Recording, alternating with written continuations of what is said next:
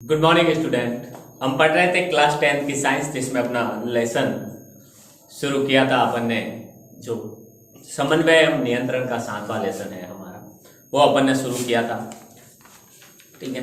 और उसमें अपन ने मस्तिष्क के बारे में चर्चा की थी काफी कुछ। ठीक है।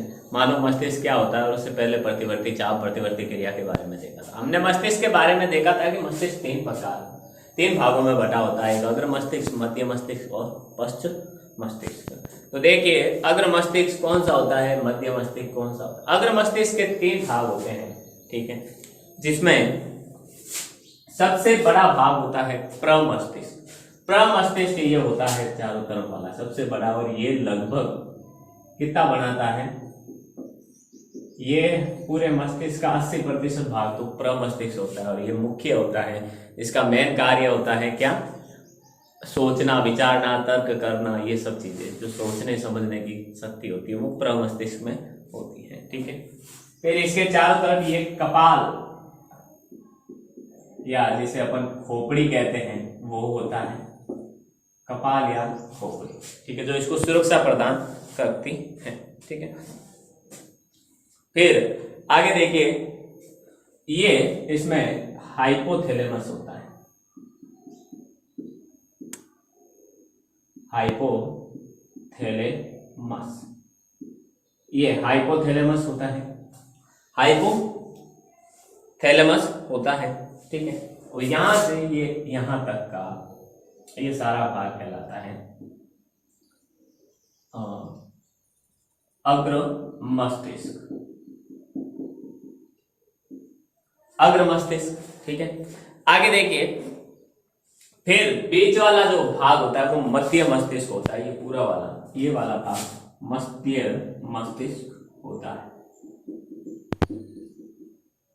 मध्य मस्तिष्क होता है। ठीक है। मध्य मस्तिष्क में 4 पिंड होते हैं, हम जानते हैं।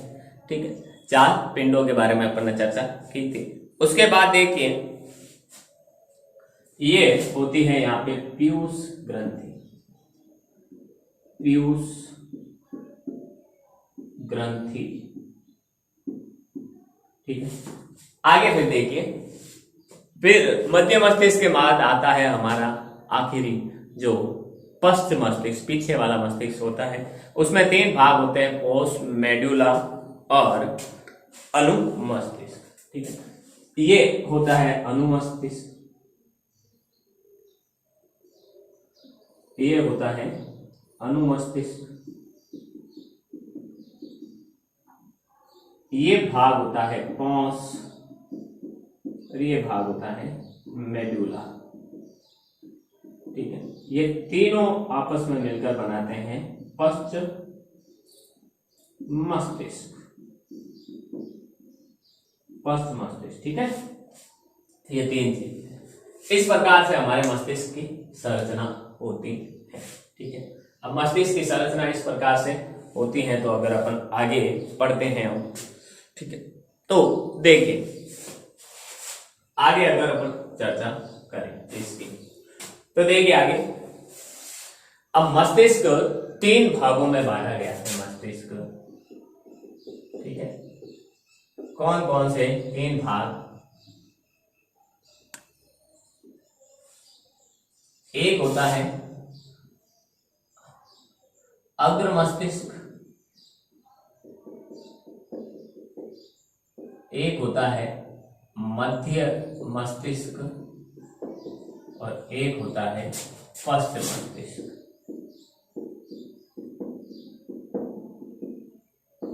अग्र मस्तिष्क, मध्य मस्तिष्क और पश्च मस्तिष्क। ठीक है।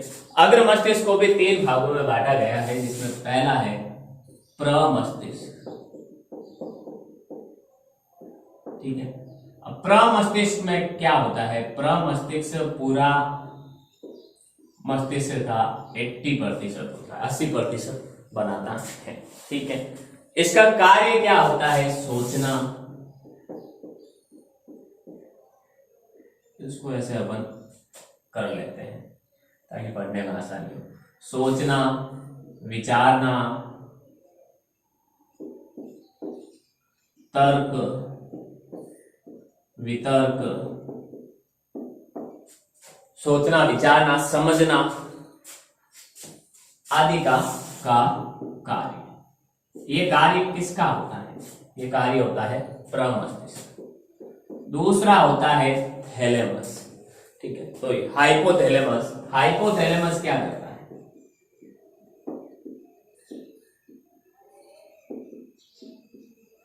हाइपोथैलेमस क्या करता है? भूख, प्यास, निद्रा,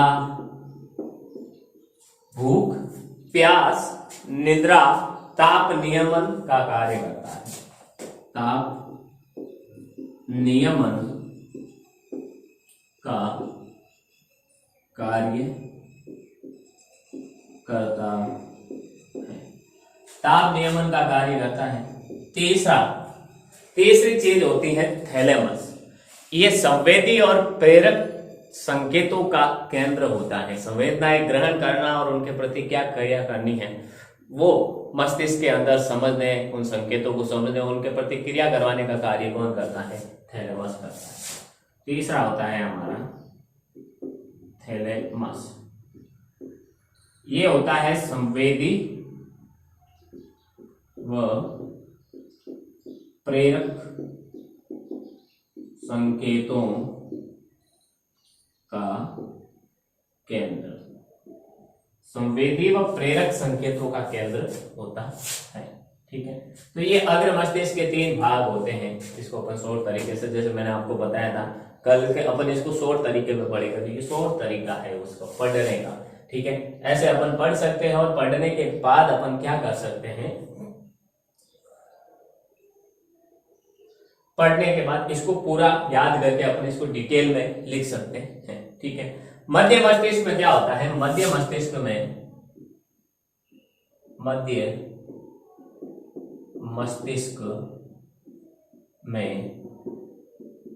4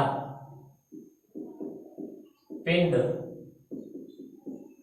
होते हैं जिन्हें कार्पोरा क्वाड्रा जेमिन या जेमिना कहा जाता है। टोटल 4 पिंड होते हैं, 2 ऊपर और 2 नीचे। ठीक है, प्रत्येक पिंड को कार्पोरा क्वाड्रा जेमिन कहते हैं तथा ऊपरी 2 पिंड दृष्टि का कार्य करते हैं और निचले 2 पिंड श्रवण के लिए उत्तरदायी होते हैं। जो ऊपरी 2 पिंड दृष्टि तथा निचले 2 पिंड श्रवण का कार्य करते हैं। सुनने का, ऊपर वाले तो देखने का क्रिया का कार्य करते हैं और नीचे वाले जो 2 पिंड होते हैं वो श्रवण क्रिया का कार्य करते हैं। ठीक है, फिर पश्च मस्तिष्क के 3 भाग होते हैं। पश्च मस्तिष्क के भी 3 भाग होते हैं। पहला होता है हमारा अनुमस्तिष्क।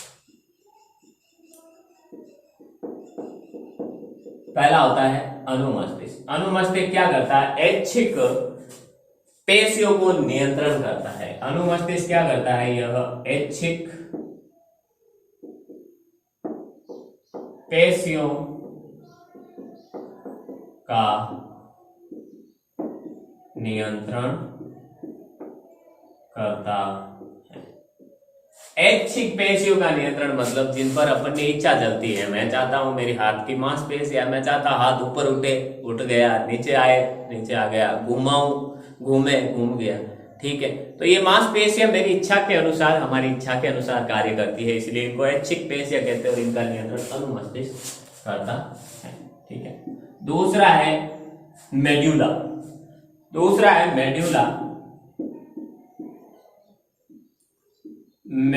मेडुला।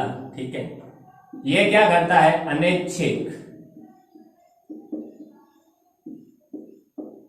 पेशियों का नियंत्रण करता। यह अनैच्छिक पेशियों का नियंत्रण करता है। अनैच्छिक पेशियां कौन सी? जैसे मांसपेशियों, जैसे मलाशय की मांसपेशियां। हम नहीं चाहते हैं कि जब चाहे हम उसकी मलाशय की मांसपेशियों का संकुचन हो जाए। हृदय की मांसपेशियां, ठीक है, हम नहीं चाहते हैं कि भाई रुक जाए, इसकी मांसपेशियां काम ना करें। तो हमारे चाहने से उस पर कुछ नहीं होता है, हमारी इच्छा से कुछ नहीं होता, इसलिए अनैच्छिक होता है, ठीक है। और तीसरा होता है पौंस। पौंस का एक ही कार्य होता है, ये मस्तिष्क के बाकी सभी भागों को आपस में जोड़ने का कार्य करता है। प्रमस्तिष्क, हाइपोथैलेमस, थैलेमस, अनुमस्तिष्क, मेडुला, मध्य मस्तिष्क, इन सबको आपस में जोड़ने का कार्य करता है। यह मस्तिष्क के सभी भागों को, मस्तिष्क के सभी भागों को आपस में जोड़ने का कार्य करता है। आपस में जोड़ने का कार्य करता है, ठीक है। ये हमारा मस्तिष्क होता है। मस्तिष्क को शॉर्ट रूप में अपन ने उसकी संरचना के बारे में पढ़ा है। मस्तिष्क का चित्र बनाकर उसकी संरचना बताइए, ठीक है, संरचना समझाइए। तो ये ऐसे चित्र बनाना है अच्छा सा, और अपन को क्या करना है, इसको पूरा डिटेल में 1 से 1.5 पेज यानी 500 वर्ड में लगभग लिखना है, ठीक है। स्क्रीनशॉट ले आप इसका, फिर आगे बढ़ते हैं।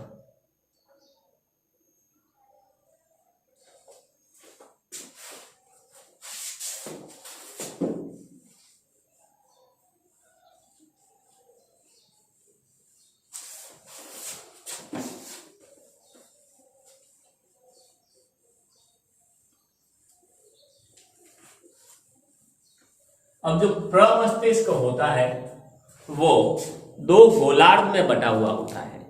2 गोलार्ध में बटा हुआ होता है, ठीक है। प्रमस्तिष्क 2 गोलार्ध में बटा हुआ होता है, और उनको 2 गोलार्ध में, जब अपन ये ऊपर वाला प्रमस्तिष्क देखते हैं तो यहाँ पर एक खांच पाई जाती है। अगर अपन चित्र देखेंगे कहीं नेट पे तो यहाँ हमें एक खांच दिखाई देगी जो 2 गोलार्धों में बांटती है, एक दायां गोलार्ध बायां गोलार्ध में, ठीक है। तो वो खांच जो होती है वो कार्पस केलोसम होती है। कार्पस केलोसम द्वारा मस्तिष्क का जो प्रमस्तिष्क होता है, कार्पस केलोसम द्वारा 2 भागों में बटा होता है, 2 गोलार्धों में बटा होता है। प्रमस्तिष्क, नोट बना के लिख लो आप इसको, प्रमस्तिष्क कार्पस केलोसम द्वारा 2 भागों में, 2 गोलार्धों में बटा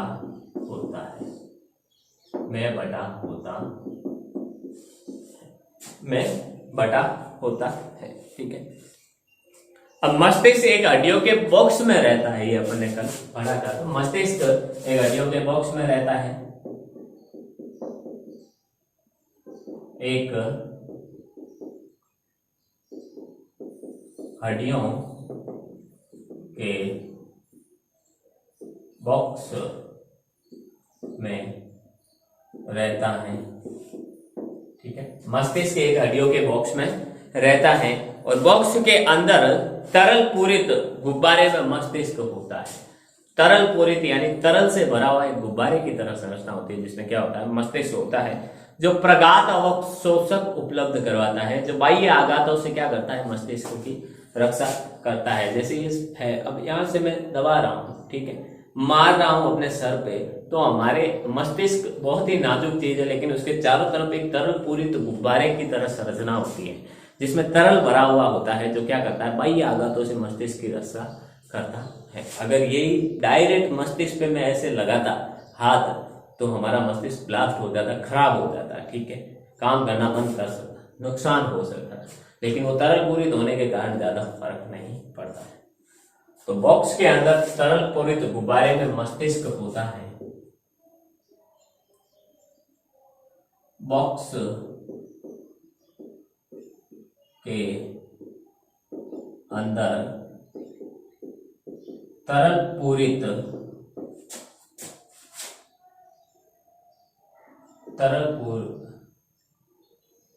ऐसे ही होगा, तरल पूरित गुब्बारे में मस्तिष्क होता है जो प्रगात अवशोषक होता है। जो क्या होता है? प्रगात अवशोषक होता है। ठीक है, जो आघात को रोकने का, आघात की जो शक्ति होती है, मार की जो शक्ति होती है, उसको बचाने का कार्य करता है। ठीक है, कशेरुक दंड या रीढ़ की हड्डी मेरु रज्जु की रक्षा करती है। जो कशेरुक दंड होती है या जो हमारी रीढ़ की हड्डी होती है, वो मस्तिष्क के मेरु रज्जु भाग की रक्षा करती है।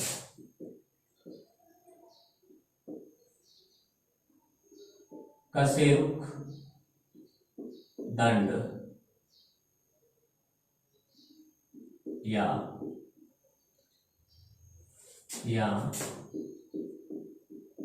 रीढ़ की हड्डी मेरु रज्जु की रक्षा करती है। मेरु रज्जु की क्या करती है? रक्षा करती है। ठीक है, आगे देखें। आगे अपन अगर चर्चा करें पूरी, तो आगे देखिए तंत्रिका उत्तक की क्रिया विधि कैसे होती है। तंत्रिका उत्तक कैसे क्रिया करता है? जो तंत्रिका कोशिका अपन ने पढ़ी थी इस प्रकार की। ठीक है,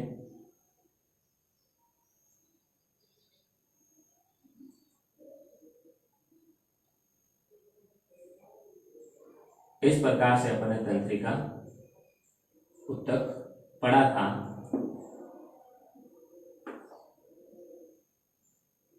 तंत्रिका कोशिका ये कैसे क्रिया करते हैं? अब ये कोशिकाएं आपस में मिलकर क्या करती हैं? आपस में मिलकर किसका निर्माण करती है? तंत्रिका उत्तक का निर्माण करती है। ये न्यूरॉन या तंत्रिका कोशिकाएं आपस में मिलकर तंत्रिका उत्तक का निर्माण करती है। ठीक है, तो तंत्रिका उत्तक की क्रिया विधि क्या होती है वो पढ़ते हैं अपन।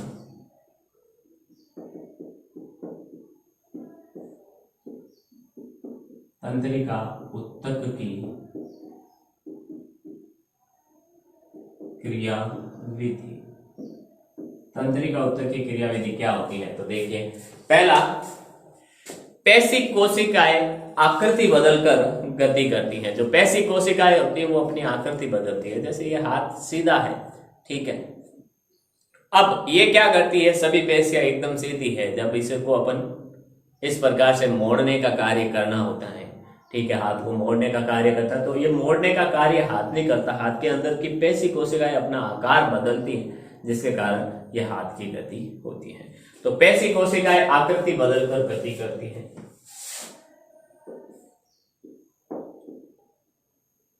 पेशी कोशिकाएं आकृति बदलकर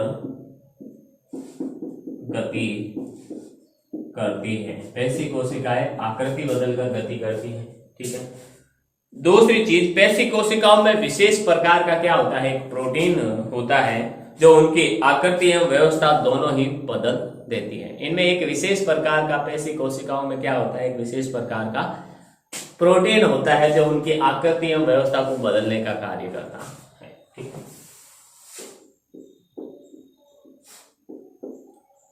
पेशी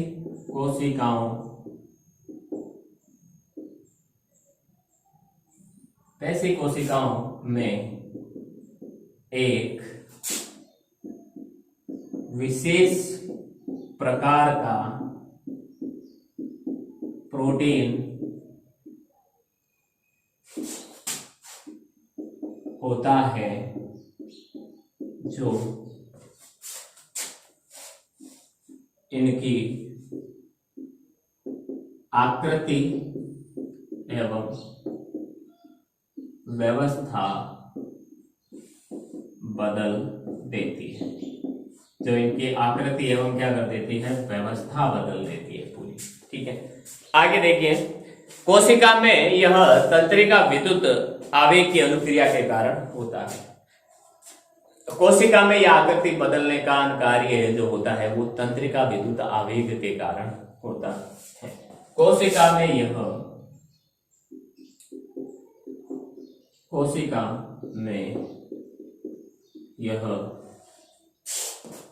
तंत्रिका विद्युत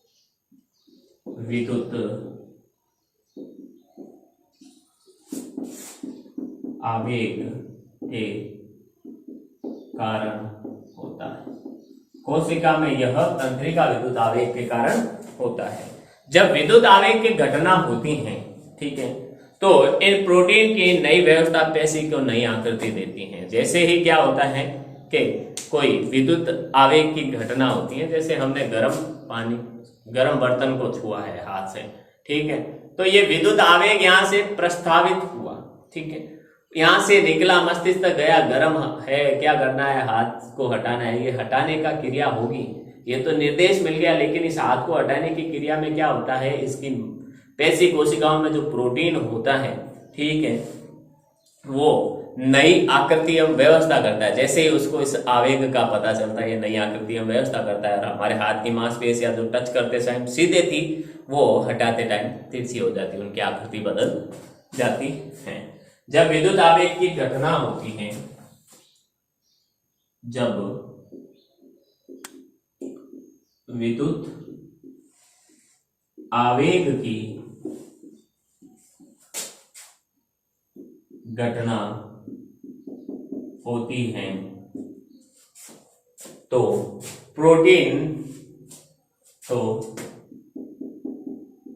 इन प्रोटीन की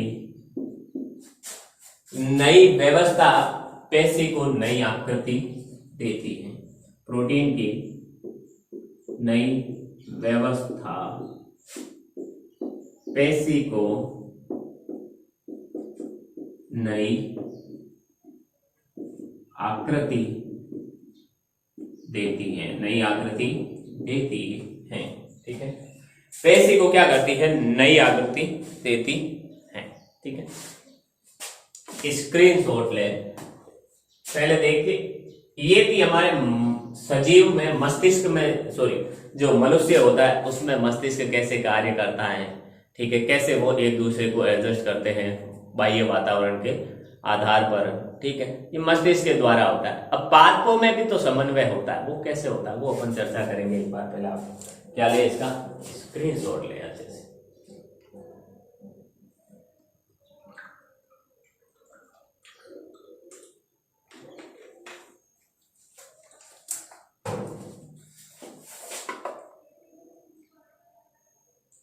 देखिए, आगे चर्चा करते हैं पादपों में समन्वय।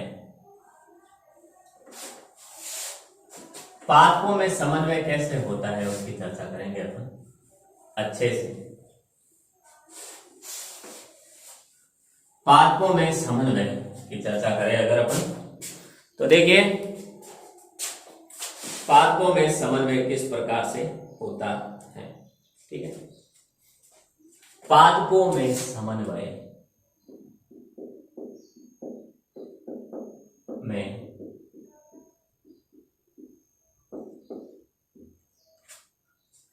पादपों में समन्वय की चर्चा करेंगे। वैसे भी अब मनुष्य का था तो इसको भी अपन हटा ही देते हैं मस्तिष्क का। ठीक है,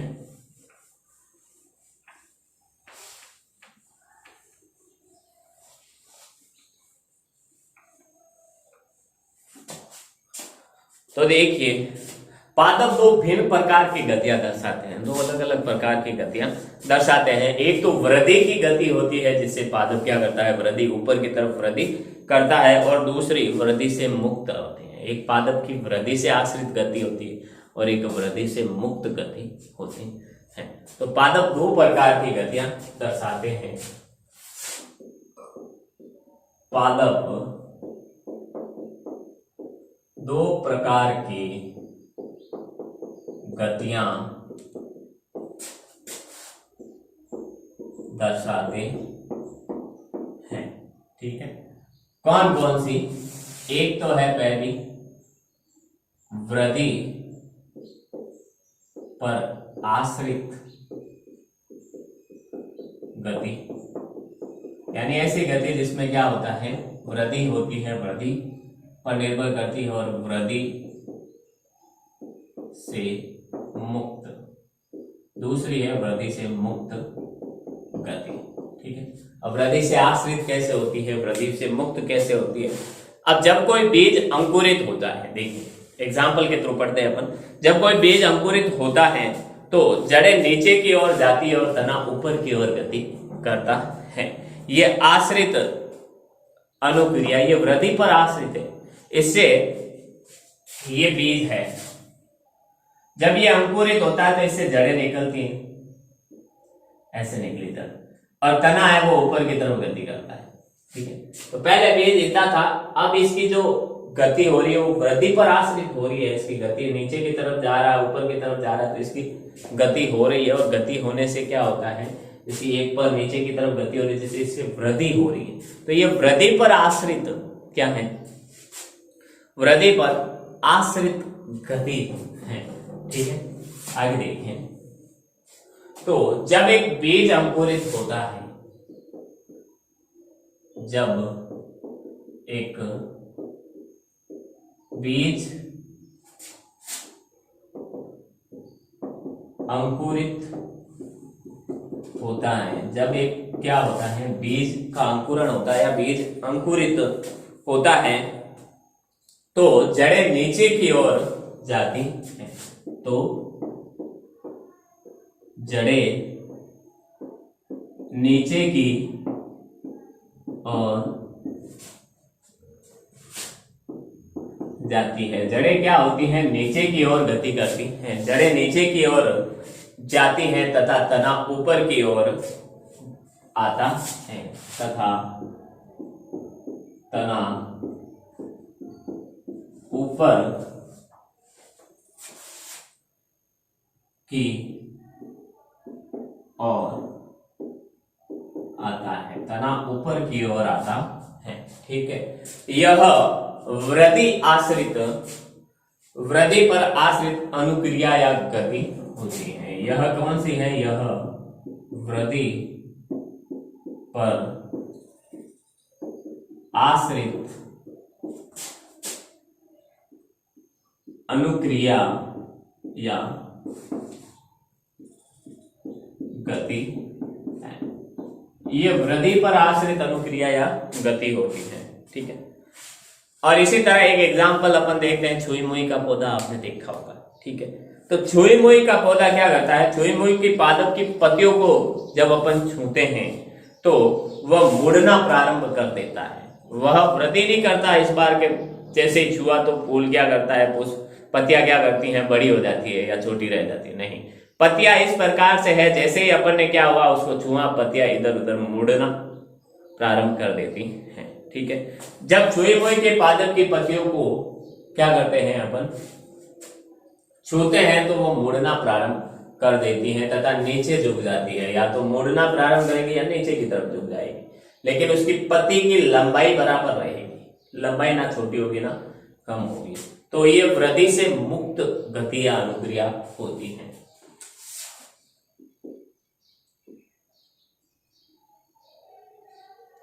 जब छुई मुई के पादप की पत्तियों को छूते हैं तो यह मुड़ना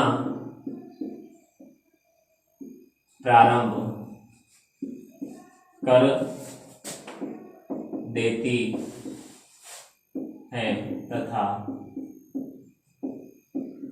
नीचे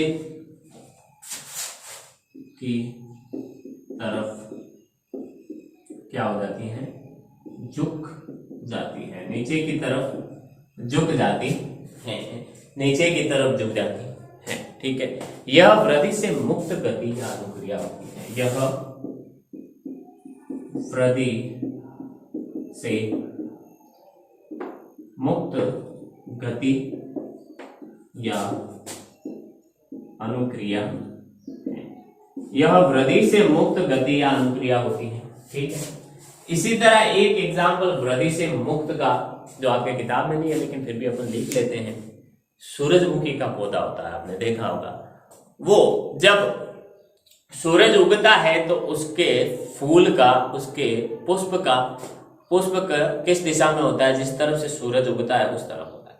जैसे जैसे सूरज की गति पूर्व से पश्चिम की तरफ आती है, उस पुष्प का मुंह भी किस तरफ आ जाता है? सूरज के साथ साथ पश्चिम की तरफ आ जाता है। यानी वो गति करता है, लेकिन गति कैसी करता है?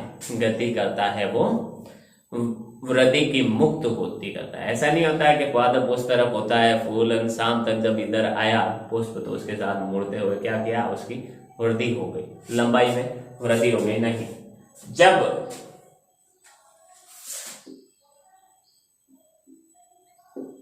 सूरजमुखी का पुष्प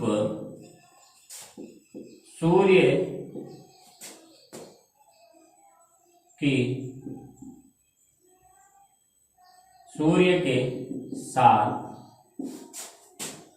उसकी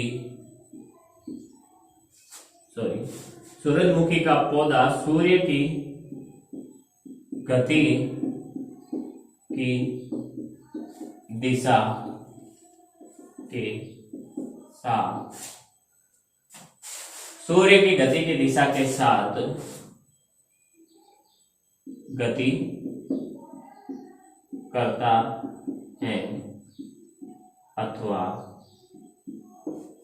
मुड़ता है, यह वृद्धि से मुक्त गति होती है। यह वृद्धि से मुक्त गति या, यह क्या है? वृद्धि से मुक्त गति या वृद्धि से मुक्त गति या अनुक्रिया है। ठीक है, तो ये दो प्रकार की गतियां पादप दर्शाते हैं। एक तो वृद्धि पर आश्रित गति और एक होती है हमारी वृद्धि से मुक्त गति। ठीक है, अब वृद्धि पर आश्रित गति क्या होती है? जैसे बीज अंकुरित, वृद्धि से ऐसी गति होती है बीज अंकुरण के बाद के पादप की जड़ें नीचे की तरफ, तना ऊपर की तरफ गति करता है, तो उसकी पादप की गति के साथ साथ क्या होती है? उसकी वृद्धि भी होती है। तो ये वृद्धि पर आश्रित गति होती है, वृद्धि से मुक्त होती है। छुई मुई के पत्तियों को अपन ने छुआ तो वो या तो इस प्रकार से या इस प्रकार से मुड़ जाएगी और नीचे की तरफ झुक जाएगी, लेकिन वो सिर्फ मुड़ेगी, वृद्धि नहीं होगी, उसकी लंबाई में वृद्धि नहीं होगी। तो ये वृद्धि से मुक्त गति होती है। ऐसे ही सूरजमुखी का पादप का पुष्प होता है, वो जिस तरफ सूरज होता है उगता है उस तरफ उसका मुंह होता है। सुबह और शाम तक उसका मुंह कहाँ आ जाता है? सूर्य की तरफ आ जाता है। तो वो सिर्फ मुड़ा है। वो कैसी गति है? वृद्धि से मुक्त गति है, वृद्धि नहीं हुई है। ठीक है, स्क्रीनशॉट ले आप इसका।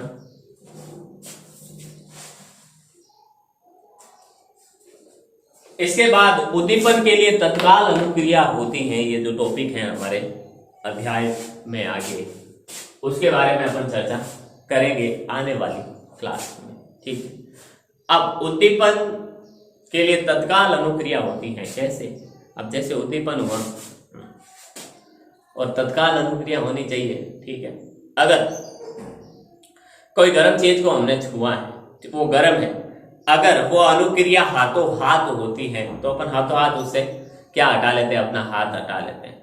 लेकिन अगर हमने छुआ है और वो गर्म है और हमें आधे घंटे बाद पता चले, आधे घंटे बाद उस उद्दीपन के प्रति क्या हो? क्रिया हो, हाथ हटाने की क्या होगा? आधे घंटे में तो हमारा हाथ जल जाएगा। ठीक है, पूरा जल जाएगा, उस बर्तन के चिपक जाएगा। ठीक है, तो उद्दीपन के प्रति तत्काल अनुक्रिया होनी चाहिए। ठीक है, अब कैसे यह तत्काल अनुक्रिया होती है? पादपों में कैसे संचरण होता है? जैसे आवेग बनता है जंतुओं में या मनुष्य में, जो तंत्रिका विद्युत आवेग बनता है, वे क्या उसी प्रकार का पादप में भी आवेग बनता है कि नहीं बनता है?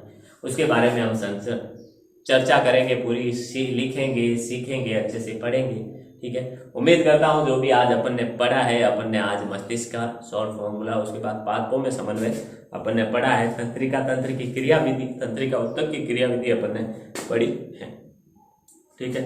उम्मीद करता हूँ जो भी आज पढ़ा आपने हमने वो आपको समझ में आया होगा। मिलते हैं अगली क्लास में एक नए टॉपिक के साथ, ठीक है। तब तक के लिए all the best, thank you.